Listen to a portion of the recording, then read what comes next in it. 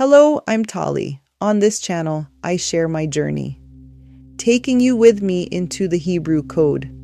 Making this video is like walking through a battlefield where hidden mines can explode at any moment. But we are already inside, and the only way forward is to move slowly and explain everything through the words themselves. This is not about politics or personal opinions. If you hear them, that's on you. I see everything through the words, and I break it down for those who have eyes to see and ears to hear. Most of us already sense that we are at the edge of something, approaching its end. Governments and those who stand at their head are almost completely exposed. The strings tied to their fingers are becoming visible. Their human weaknesses, the temptations they cannot resist, their addictions, and the simple fact that the power in their hands is too great to hold and too heavy to carry. They are human beings, not gods.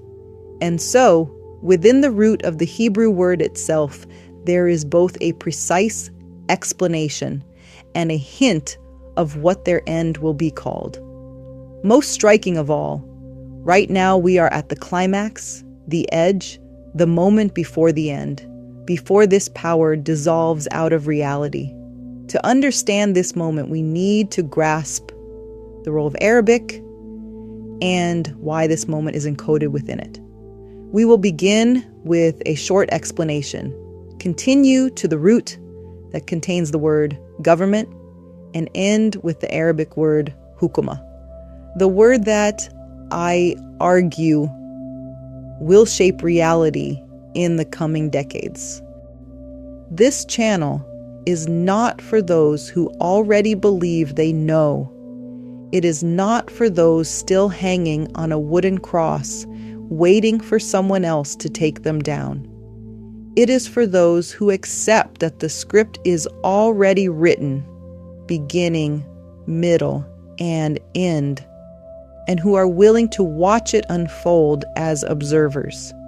Here you will hear why the state called Israel today is in essence a Christian state, why Judaism, Jew, and the tribe of Judah form a triad that must be understood, why Christianity is slowly morphing into what we now perceive as Islam, and why, within this framework, Trump appears as the last Christian ruler. Let's begin.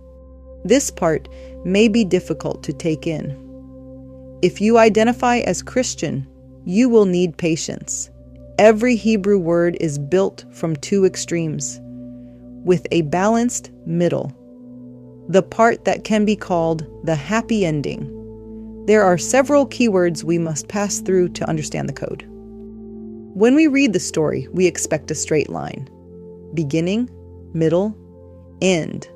But the code is not straight. It is written in the twisting motion of the serpent.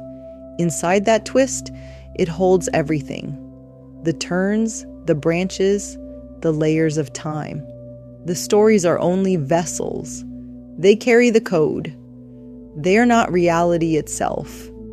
The same code that, in the past centuries, clothed itself in Christianity. That power is called Mitzrayim, which translates to Egypt. It is tied to physical, material reality. You can still find its traces in archaeology, in topography, and in ancient written texts. It was preserved as history because it was a tangible reality, just as we experience it now. War and peace, politics, trade, migration, and daily life itself. The words government and parable are formed from the same Hebrew letters and share the same root. Together, they provide one of the simplest and most direct explanations for the power that has ruled the narrative over the past centuries. But like everything else, this power is also destined to come to an end. Just as the narratives before it ended, and just as the narratives that will follow it will also eventually end. We are now in such a moment, inside the spiral world that seems to turn around itself, where nothing appears new. We have reached a point where the curve begins to feel like a U-turn. To understand this moment, we must first understand Arabic and Aramaic, and only then arrive at the Hebrew code that holds the truth. The word mashal, parable, is one of the clearest and most surprising examples of this structure. Aramaic, a short overview. Aramaic became a dominant language of the Middle East about 3,000 years ago and spread widely as both a diplomatic and commercial language. Because it moved between cultures, it absorbed words and ideas from surrounding civilizations, Persian, Greek, and others, becoming a language of mixture. Languages, traditions, stories, translations, and interpretations. For centuries, it was spoken by Jews, especially after the Babylonian exile, and it entered Hebrew literature, from parts of the Bible to the Babylonian Talmud and the Midrash. Its influence continued through the period associated with the appearance of Jesus and extends through its linguistic legacy to the present. In practice, what is called Judaism today is largely a variant shaped by later mixtures of ideas. Much of what is called Torah study in Judaism is actually the study of interpretive texts, and most prayers do not originate in the Torah itself, but were written later by rabbis, preachers, and teachers. Aramaic was also closely connected to trade and administration, functioning as a practical language of exchange and economic life across regions. In that sense, it formed part of the infrastructure that supported networks of commerce. Within the biblical narrative, the figure of Laban, the Aramean, represents an archetype connected to this Aramean world.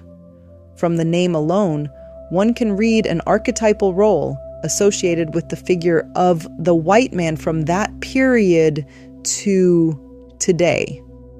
This is also presented as the surprising reason why Jesus is often depicted as white. We begin with Aramaic. The Aramaic word used in relation to a parable is amatla. Its central meaning is a pretext or apparent reason, an explanation presented outwardly to justify something, but not necessarily the true reason behind it. Its root is very different from the Hebrew word for parable, but it corresponds closely to the root of the Arabic word. All three languages, Hebrew, Aramaic, and Arabic, are Semitic languages and operate according to the same structural system in which letters combine to form roots that can be broken apart and recombined. In Arabic, the word for parable is mathal. It means an image, a short story, or a comparison used to convey an idea, similar to the Hebrew concept of a parable. At first glance, this appears to be only a word that explains the idea of a parable, but the structure is much deeper than that. Arabic is the language that carries the lie, yet it also knows the truth. In this view, what functions as a language that presents itself as something it is not, a language that imitates and disguises. Aramaic holds distortion and mixture. It is an intermediate state. It is important to understand that these mechanisms are part of the structure through which the world itself was created. For there to be light, there must also be darkness. For there to be truth, there must also be falsehood. Everything is created along a spectrum, and from this spectrum, all languages carry fragments of both truth and falsehood. Today, precisely through Arabic, it is possible to learn something about truth, as if looking at the backside of a mirror and still seeing a reflection. The Arabic word for parable teaches that What is written in Arabic is not the ultimate truth, but a temporary perception of truth, an explanation meant to postpone a claim and satisfy the listener, even though it is not necessarily correct. The rejection expressed both in Christianity and in Islam is, in essence, a rejection of the Torah of Moses and of the sovereignty of the one God, the God of Israel. Christianity, together with the languages associated with it, turns the parables themselves into Torah and divinity. What comes after it, Islam, contains this distortion within it. It recognizes the parables and the prophets, softens the distortion by acknowledging them, yet ultimately worships a different law and imposes it upon the world. And we are only at the beginning. To understand the movements encoded in the letters, we must disconnect from our impulse to identify with characters, places, cultures, and religions. I am not here to preach or persuade, and there is no call to action. This is only a quiet observation, like watching a play or film. There is nothing morally right or morally wrong about those who participate, those who star in it, or even those who support the actors. Imagine a film with no stars, no characters, no scenery, or a world without humans, animals, or landscape. On a personal note, I will say this. Once you begin to understand the script, life becomes a life of choice.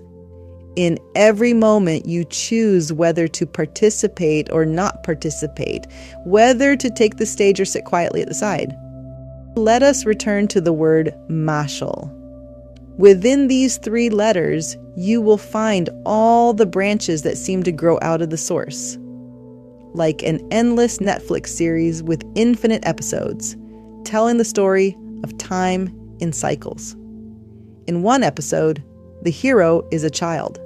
In another, a brave warrior, and in another, a wise old man. What you see on the screens is a precise description of the layers of reality that we cannot perceive all at once. I will begin with the word tongue. The story is always connected to the part that expresses speech. The word speech itself is connected to the 10 Commandments, to the plague of pestilence, and to the journey of humanity in the desert out of the land of Egypt, a code for the narrow path that today is known as Christianity, and that soon will change its form into Islam. What we perceive as separate and different religions is actually a continuous sequence within life itself, each time wearing a different costume and background. The Hebrew word lashon, tongue/language, is built from lash, as in kneading bread. Bread is connected to the human struggle for survival in reality, and it expresses the entire process of separation and fusion, as in the kneading of dough. The letter nun at the end of the word lashon describes a spiritual idea that takes on a physical earthly form. In Aramaic, nun means fish, which becomes a metaphor for the descent of the human being into the lower waters. Thus, the tongue contains the idea of all the speeches, philosophies, interpretations, and translations inside reality. It is a mixture without teeth. Try to imagine food entering the mouth with no teeth, only a tongue. The kneading is part of the process. The mixing of the story and of the languages is also part of the process. It is all part of the script. The kneading is a necessary process for preparing the bread, but it does not bring us to the finished product or to the end of the story. The story is structured so that every appearance of it in reality is like the hands of a clock turning. Every story, legend, or parable from every culture and every language is a particle of truth, a single spark from the whole, All of them are part of the script. None is more important than another. None more beloved, none the chosen one. All are servants, transcribers, and actors of the same script.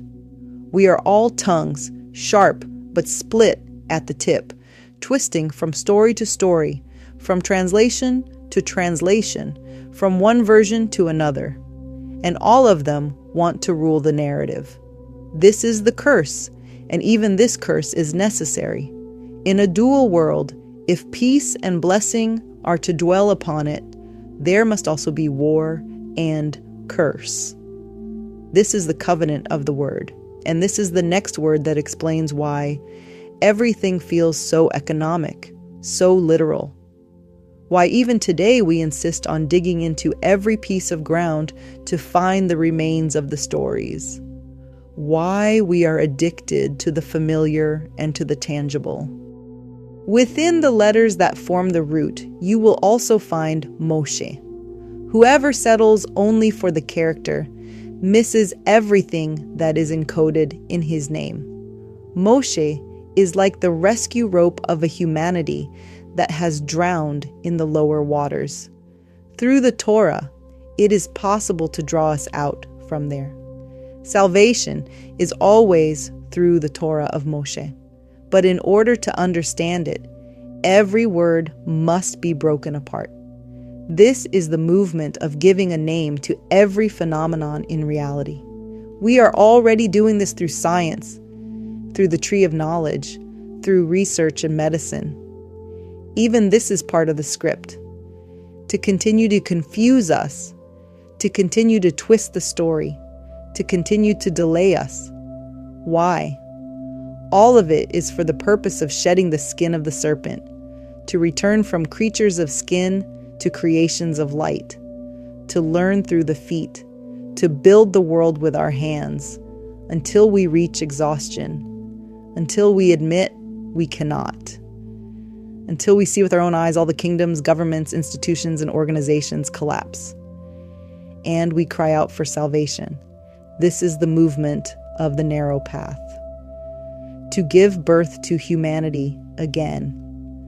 Now I will leave you alone with two letters that create the word. The letter Shin is connected to falsehood and to this world.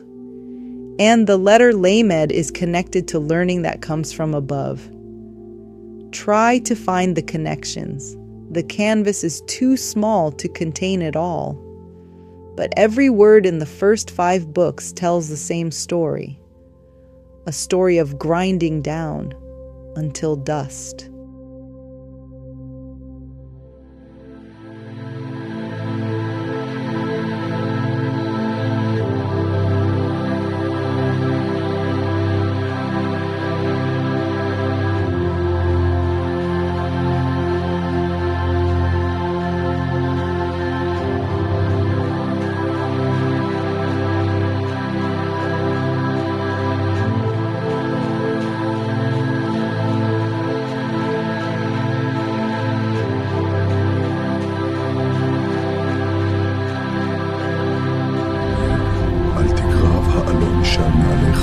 מעל רגליך, כי המקום אשר אתה עומד עליו, אדמת קודש הוא.